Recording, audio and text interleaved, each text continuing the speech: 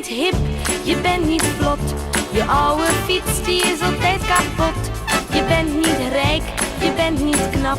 Je drinkt geen bier, maar tomatensap.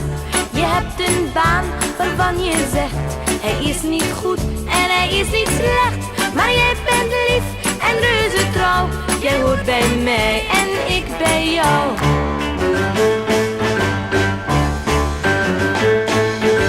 Ja, wie had dat ooit gedacht? Hoe kan zoiets bestaan? Nee, dat had ik nooit verwacht, dat ik met jou zou gaan. Ik vond je altijd reuze sloom, maar nu ben jij de man waarvan ik elke nacht weer droom, al denk ik nu en dan. Je bent niet hip, je bent niet vlot. Je oude fiets die is altijd kapot. Je bent niet rijk, je bent niet knap. Je drinkt geen bier, maar tomatensap.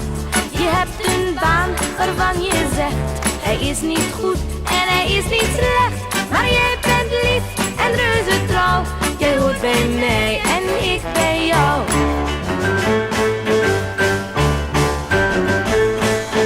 Ik weet nog dat het zo begon.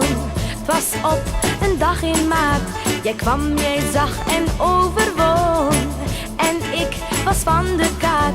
Ik stond gewoon totaal perplex, want jij gaf mij een zoen en zei: meid, jij hebt zoveel seks, ik kan er niets aan doen. Je bent niet hip, je bent niet vlot.